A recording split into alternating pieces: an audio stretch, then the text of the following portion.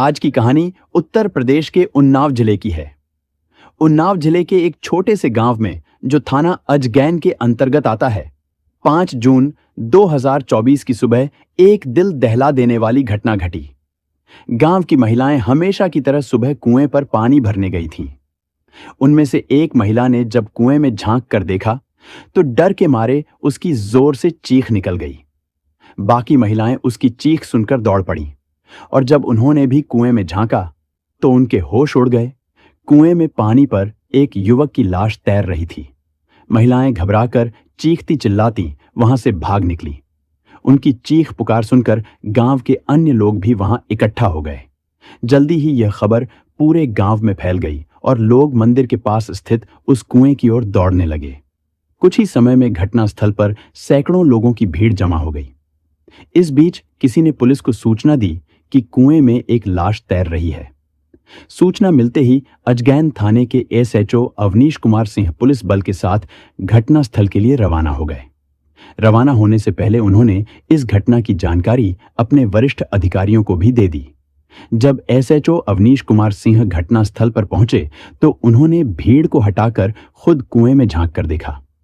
सच में वहां पानी पर एक युवक की लाश तैर रही थी। कुएं के पास खून बिखरा हुआ था और एक बाइक भी खड़ी थी। एसएचओ ने अनुमान लगाया कि बाइक या तो मृतक की होगी या फिर कातिल की। बाइक का रजिस्ट्रेशन नंबर देखकर पुलिस ने आरटीओ ऑफिस से उसकी जानकारी जुटाई। जांच में पता चला कि बाइक का पंजीकरण मोहम्मद नदीम के नाम है, जो अलहमंद रेजिडेंसी, इफ्तिखाराबाद थाना अनवरगंज, कानपुर नगर का निवासी है। हालांकि यह कहना मुश्किल था कि कुएं में मिली लाश मोहम्मद नदीम की ही है या किसी और की। इसके बाद पुलिस ने कुएं से लाश को बाहर निकाला और पहचान के लिए मोहम्मद नदीम के परिवार वालों को बुलवाया। जैसी ही नदीम की मां आरफा बेगम वहां पहुंची और अपने बेटे की लाश देखी, वह फूट फूट कर रोने लगी। उन्होंने पुलिस को बताया कि यह लाश उनके इकलौते बेटे मोहम्मद नदीम की है। आरफा बेगम ने बताया कि कुछ समय पहले ही उनके पति का देहांत हुआ था और अब उनका इकलौता सहारा, उनका बेटा भी उनसे छिन गया। इसके बाद एसएचओ अवनीश कुमार सिंह ने शव का निरीक्षण किया। मृतक की उम्र लगभग 25 से 30 वर्ष के आसपास थी। उसकी हत्या चाकू से गोद कर की गई थी। सिर और गर्दन पर गहरे घाव के निशान थे। मृतक का मोबाइल फोन और पर्स वहां नहीं मिले। इससे पुलिस ने अनुमान लगाया कि ये चीजें या तो कुएं में गिर गई होंगी या फिर हत्यारे उन्हें अपने साथ ले गए होंगे।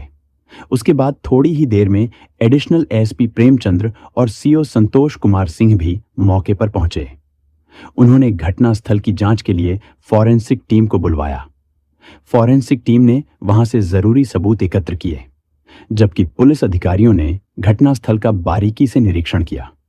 एडिशनल एसपी प्रेमचंद्र ने मौके पर मौजूद मृतक की मां आरफा बेगम और उसके मामा ताहिर से बातचीत की।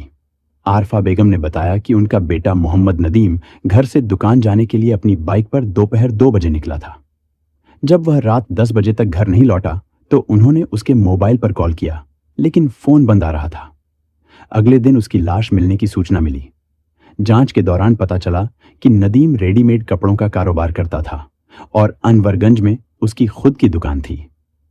वह बेहद शांत स्वभाव का था और न ही उसकी किसी से दुश्मनी थी और न ही लेन देन का कोई विवाद था। पूछताछ के बाद पुलिस ने नदीम का शव पोस्टमार्टम के लिए जिला अस्पताल भिजवा दिया। उसके बाद वापस थाने लौटकर मृतक के मामा ताहिर की शिकायत पर अज्ञात हथियारों के खिलाफ मामला दर्ज किया गया। एडिशनल एसपी प्रेमचंद्र के निर्देश पर एसएचओ अवनीश कुमार सिंह ने इस ब्लाइंड मर्डर की गहन जांच शुरू की। उन्होंने सबसे पहले घटनास्थल का दोबारा निरीक्षण किया और पोस्टमार्टम रिपोर्ट का अध्ययन किया। इसके बाद उन्होंने मृतक की मां और मामा से विस्तार से पूछताछ कर उनके बयान दर्ज किए। नदीम का शव दरवारी खेड़ा गांव के पास मिला था। इस कारण एसएचओ ने आसपास के गांवों के अपराधी प्रवृत्ति के कई व्यक्तियों को हिरासत में लेकर उनसे सख्ती से पूछताछ की, लेकिन कोई ठोस जानकारी नहीं मिल सकी। मुखबिर भी इस मामले में कोई खास जानकारी जुटाने में असफल रहे। 1 महीने से ज्यादा समय बीत चुका था, लेकिन पुलिस को अब तक हथियारों का कोई सुराग नहीं मिला। पुलिस पर इस मामले को सुलझाने का दबाव बढ़ रहा था, मृतक की मां आरफा बेगम और मामा ताहिर भी बार बार थाने आकर पूछताछ करते और जवाब मांगते रहते थे। एक दिन एसएचओ अवनीश कुमार सिंह अपने साथी पुलिसकर्मियों के साथ नदीम की हत्या के मामले पर चर्चा कर रहे थे। उसी दौरान एक युवती उनके कार्यालय में दाखिल हुई। वह युवती देखने में मुस्लिम समुदाय की लग रही थी। एसएचओ अवनीश ने अपने सहयोगियों को बाहर जाने का इशारा किया और फिर उस युवती से कहा कि आप बैठ जाइए और अपना परिचय देने के साथ अपनी समस्या हमें विस्तार से बताइए। हम आपकी मदद करने की पूरी कोशिश करेंगे। युवती ने थोड़ा इधर उधर देखा और फिर धीमे स्वर में कहा, सर, मेरा नाम जीनत फातिमा है। मैं मृतक नदीम की पत्नी हूं। बड़ी मुश्किल से छुपते छुपाते थाने तक पहुंची हूं। मैं आपको एक ऐसा सच बताने आई हूं जो शायद सुनने में अजीब लगे और जिस पर आपको यकीन करना मुश्किल हो। अवनीश कुमार सिंह ने थोड़ी उत्सुकता से पूछा, कैसा सच? सीधे सीधे बताओ और जो भी बताना है सच सच बताना। युवती ने जवाब दिया, सर, मेरे शौहर की हत्या का राज मेरी सास आरफा बेगम के पास है। मुझे पक्का शक है कि उन्होंने ही मेरे पति की हत्या करवाने की साजिश रची है। अवनीश कुमार सिंह ने उस पर एक तीखी नजर डाली और बोले, तुम्हारी बातों पर विश्वास करना थोड़ा मुश्किल हो रहा है। भला एक मां अपने इकलौते बेटे का कत्ल क्यों करवाएगी? लेकिन फिर भी मैं जानना चाहता हूं कि तुम ऐसा क्यों सोच रही हो? तुम्हारे शक का आधार क्या है? जीनत फातिमा ने गंभीरता से कहा, पहला कारण यह है कि आरफा बेगम मकान और दुकान बेचना चाहती थीं, लेकिन मेरे पति इस बात के सख्त खिलाफ थे। इस मुद्दे पर अक्सर दोनों के बीच झगड़े होते रहते थे। दूसरा कारण, उनका एक खास रिश्तेदारी है। मेरी सास के अजमेर के रहने वाले एक रिश्तेदार से गलत संबंध है। वह मकान और दुकान बेचकर उसी के साथ रहना चाहती थी। मेरे पति इस रिश्ते का विरोध कर रहे थे। मुझे पक्का यकीन है कि मेरे पति के विरोध के कारण ही मेरी सास ने यह कदम उठाया है। यह सुनकर अवनीश कुमार सोच में पड़ गए। उन्होंने खुद से सवाल किया, क्या कोई मां इतनी निर्दयी हो सकती है कि अपनी इच्छाओं को पूरा करने के लिए अपने जवान बेटे की जान ले ले? वे गंभीर सोच में पड़ गए कि क्या सचमुच में आरफा बेगम ने ही अपने बेटे नदीम का कत्ल करवाया है, या फिर जीनत फातिमा का इस कत्ल से कोई संबंध है और हो सकता है वो कुछ छुपाने की कोशिश कर रही हो। एसएचओ अवनीश कुमार सिंह ने इस केस को और भी गहराई से जांचने का विचार किया। दोस्तों, वीडियो में आगे बढ़ने से पहले वीडियो को लाइक जरूर करें, एक छोटा सा कमेंट भी कर दें और चैनल को सब्सक्राइब करना भी ना भूलें। तो चलिए आगे बढ़ते हैं वीडियो में और सब कुछ विस्तार से समझने की कोशिश करते हैं।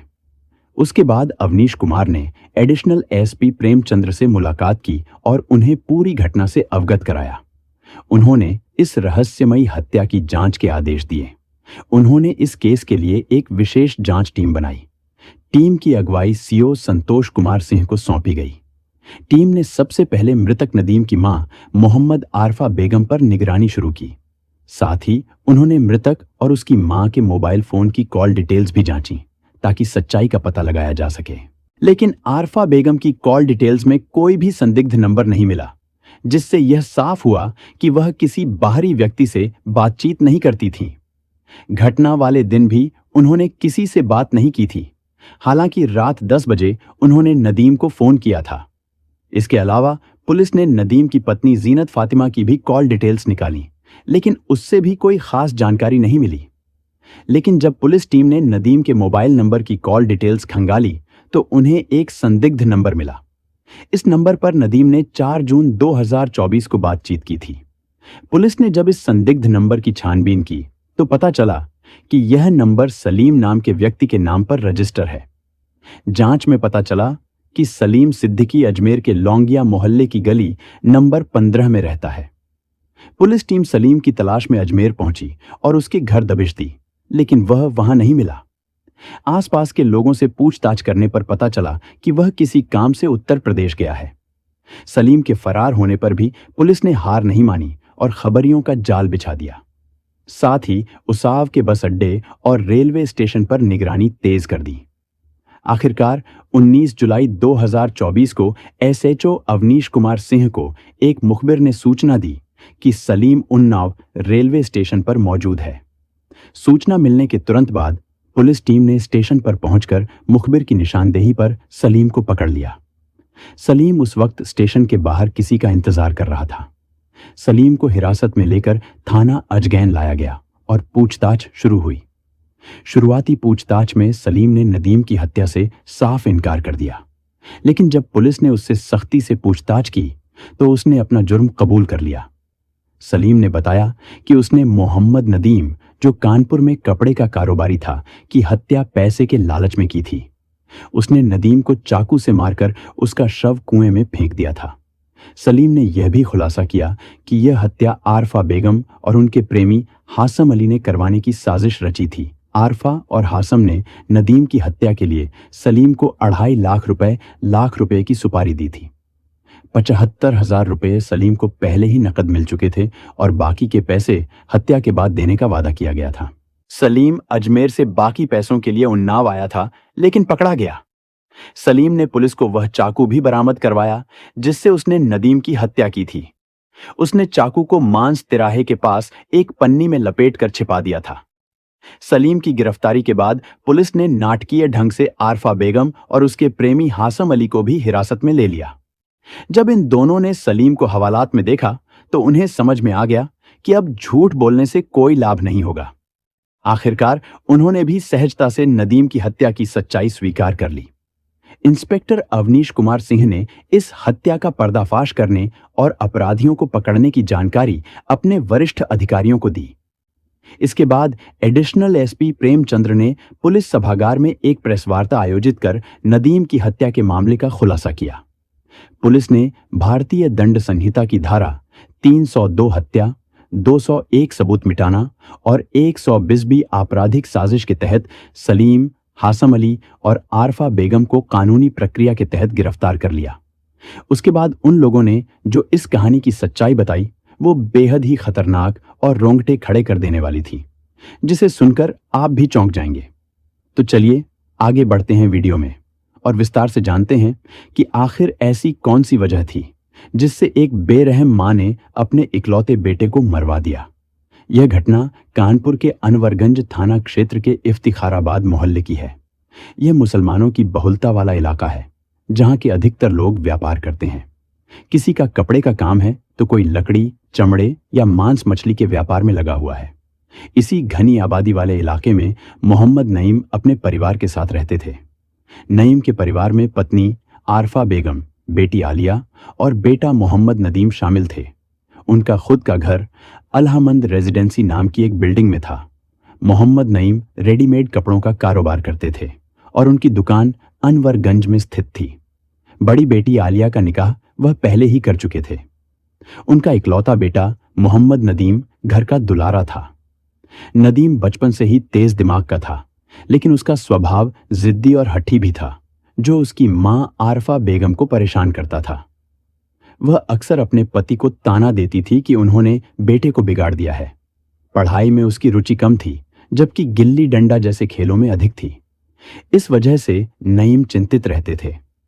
किसी तरह नदीम ने 10वीं तक पढ़ाई पूरी की, लेकिन उसके बाद पढ़ाई से उसका मन हट गया। गलत संगत में पड़ने की संभावना को देखते हुए नईम ने उसे अपने कपड़े के व्यवसाय में लगा लिया। धीरे धीरे नदीम ने दुकानदार के गुण सीखने शुरू कर दिए और वह व्यापार संभालने लगा।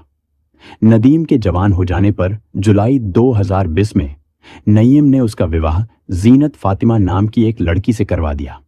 जीनत फातिमा के पिता मोहम्मद कासिम बाबूपुरवा इलाके के बाकरगंज बाजार में कपड़े की दुकान चलाते थे। इस शादी के बाद नदीम का परिवार अपनी सामान्य दिनचर्या में लौट आया था। बेगम अपने घर में सुखी जीवन बिता रही थी। हर चीज की सुविधा थी और सबसे बढ़कर उन्हें नईम जैसा चाहने वाला पति मिला था। दोनों का जीवन खुशी खुशी बीत रहा था। अचानक नईम बीमार पड़ गए। उनकी हालत दिन ब दिन खराब होती चली गई। नदीम ने अपने पिता का इलाज कराने में कोई कसर नहीं छोड़ी। कई डॉक्टरों से दिखाया, दवाइयां दिलवाईं, लेकिन नईम की हालत में सुधार नहीं हुआ। आखिरकार वह एक दिन इस दुनिया से चल बसे। पति की मौत ने आरफा बेगम को अंदर तक तोड़ दिया। उन्होंने बहुत आंसू बहाए। ताहिर, जो आरफा बेगम का भाई था, और उनका बेटा नदीम, दोनों ने मिलकर किसी तरह आरफा बेगम को संभाला। वक्त के साथ आरफा बेगम ने खुद को सामान्य करने की कोशिश की।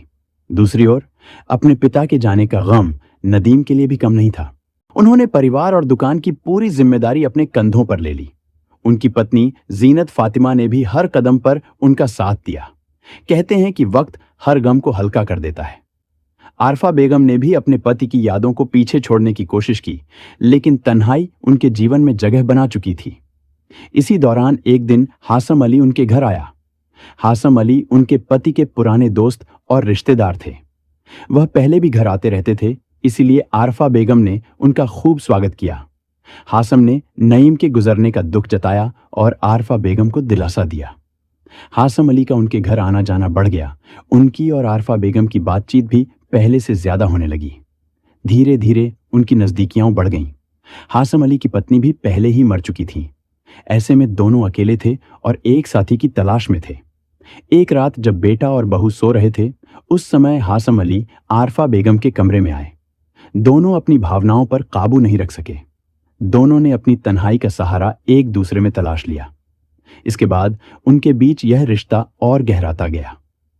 आरफा बेगम का जीवन अब बदल चुका था। वह फिर से खुश नजर आने लगी। हासम अली भी उन्हें लेकर काफी गंभीर थे। वह अब होटल में रुकने लगे थे और अक्सर आरफा बेगम को वहीं बुला लेते थे। इधर जीनत फातिमा को सासू मां के व्यवहार में बदलाव नजर आने लगा। उन्होंने देखा कि जब से हासम अली आने लगे हैं, आरफा बेगम ज्यादा सजने संवरने लगी हैं और उनके चेहरे पर अजीब सी खुशी रहती है। एक रात जब जीनत फातिमा बाथरूम जाने के लिए उठी, तो उन्होंने अपनी सास के कमरे से कुछ अजीब आवाजें सुनी। उन्होंने कमरे के अंदर कदम तो नहीं रखा, लेकिन समझ गईं कि उनकी सास हासम अली के साथ गलत रिश्ते में हैं। अब उन्हें साफ समझ आ गया था कि आरफा बेगम का सजना संवरना और बदली हुई आदतों का असली मकसद क्या है।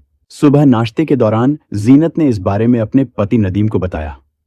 उसने कहा कि उसकी मां के हासम अली के साथ अवैध संबंध हैं, लेकिन यह सुनते ही नदीम गुस्से से आग बबूला हो गया और बोला, जीनत, तुम ये सब कहकर हमारी मां की इज्जत को ठेस पहुंचा रही हो।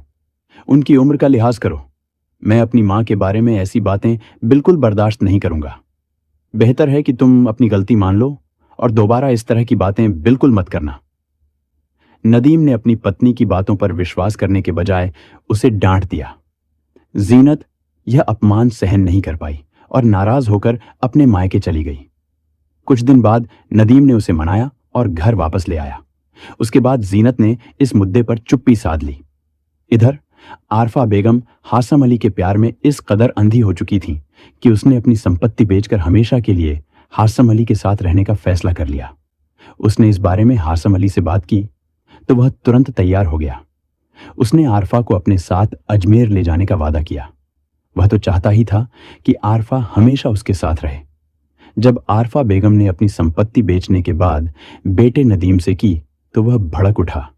उसने साफ कह दिया, मैं अपने पिता की संपत्ति बेचने नहीं दूंगा और न ही किसी दूसरे शहर में बसने जाऊंगा। मां, आप किसी के बहकावे में मत आइए, वरना अंजाम बुरा हो सकता है। इसके बाद मां बेटे के बीच झगड़े होने लगे। जब तब संपत्ति बेचने को लेकर दोनों में बहस होने लगी। कई बार तो झगड़ा इतना बढ़ जाता था कि नदीम गुस्से में घर छोड़कर दुकान पर ही सोने चला जाता था। आरफा बेगम को यह एहसास हो गया कि नदीम न केवल संपत्ति बेचने से मना करेगा, बल्कि उसके और हासम अली के रिश्ते में भी बाधा बन सकता है। ऐसे में उसने हासम अली के साथ मिलकर अपने ही बेटे को रास्ते से हटाने का खौफनाक फैसला कर लिया। आरफा ने हासम से इस बारे में बात की तो उसने योजना को अंजाम देने की हामी भर दी। हासम ने कहा कि तुम पैसे तैयार करो, हम किसी सुपारी किलर को पैसे देकर नदीम को मरवा देंगे और किसी को कानो कान खबर भी नहीं होगी। हासम अली की जान पहचान सुपारी किलर मोहम्मद सलीम से थी, जो अजमेर के नवल नगर मोहल्ले में लौंगिया का रहने वाला था। हासम ने सलीम से बात की और 2.5 लाख रुपए में नदीम की हत्या की सुपारी दे दी। इसके बाद उसने आरफा बेगम को यह बात बताई। आरफा ने अपने बेटे को मरवाने के लिए 75,000 रुपए हासम को दिए और बाकी पैसे काम हो जाने के बाद देने का वादा किया। सलीम को जब पैसे मिल गए तो वह 3 जून 2024 को कानपुर शहर पहुंच गया। वहां उसने परेड इलाके के एक साधारण होटल में ठहरने का फैसला किया। उसी दौरान हासम अली ने सलीम के कानपुर आने की बात आरफा बेगम को बताई और उसे सलीम का मोबाइल नंबर दे दिया। 4 जून की दोपहर को आरफा बेगम ने अपने बेटे नदीम को बताया कि एक रिश्तेदार शहर में आए हैं जो परेड इलाके में रुके हुए हैं। उसने नदीम से कहा कि वह उन्हें शहर घुमा दे। नदीम ने पहले तो यह काम करने से इनकार किया, लेकिन बाद में मान गया। उसकी पत्नी जीनत फातिमा मायके में थी, इसलिए वह निश्चिंत था। नदीम तैयार हुआ और अपनी बाइक लेकर परेड की ओर चल दिया। जाने से पहले उसने मां से उस रिश्तेदार का फोन नंबर ले लिया। असल में वह कोई रिश्तेदार नहीं था, बल्कि उसकी मौत का कारण बनने वाला सलीम था। परेड चौराहे पर पहुंचकर नदीम ने फोन किया तो सलीम वहीं आकर मिल गया। दोनों के बीच थोड़ी बातचीत हुई, जिसके बाद सलीम ने कहा कि मुझे देवा शरीफ जाना है, वहां कुछ काम है। फिर सलीम ने नदीम से कहा कि तुम पेट्रोल की चिंता मत करो, वो मैं डलवा दूंगा। इसके बाद दोनों लखनऊ होते हुए देवा शरीफ पहुंच गए। शाम को वे वहां घूमे फिरे और फिर कानपुर वापस लौटने लगे। लखनऊ पहुंचते पहुंचते रात के 10 बज चुके थे। वहां दोनों ने खाना खाया और फिर कानपुर के लिए रवाना हुए। इस दौरान दोनों काफी घुल मिल गए थे। रात करीब 11 बजे सलीम और नदीम दरबारी खेड़ा गांव पहुंचे। यह गांव उत्तर प्रदेश उन्नाव जिले के अजगैन थाना क्षेत्र में पड़ता है। गांव के पास एक वीरान मंदिर था, जिसके पास ही एक कुआं भी था। सलीम ने बाथरूम जाने के बहाने बाइक रुकवा ली। वह बाथरूम के लिए मंदिर के पास चला गया, जबकि नदीम बाइक पर बैठकर मोबाइल देखने लगा। सलीम ने मौका पाकर चाकू निकाला और नदीम के सिर पर 2 बार वार किया। घायल होकर नदीम जमीन पर गिर पड़ा। इसके बाद सलीम ने उसके गले और गर्दन पर चाकू से हमला कर उसे मार दिया। शव को उसने कुएं में फेंक दिया और बाइक को कुएं के पास ही छोड़कर फरार हो गया। जाते समय उसने चाकू को मांस फैक्ट्री तिराहे के पास फेंक दिया। अगली सुबह दरबारी खेड़ा गांव की कुछ महिलाएं जब कुएं की ओर गईं, तो उन्होंने कुएं में एक लाश तैरती हुई देखी। उन्होंने तुरंत अजगैन थाना पुलिस को इसकी सूचना दी। 21 जुलाई 2024 को पुलिस ने आरफा बेगम, मोहम्मद सलीम और हासम अली को गिरफ्तार कर उन्नाव कोर्ट में पेश किया। वहां से तीनों को जिला जेल भेज दिया गया। दोस्तों, इस घटना को सुनाने का उद्देश्य किसी को दुख पहुंचाना या परेशान करना नहीं है, बल्कि आपकी जागरूकता बढ़ाना है और आपको सतर्क करना है।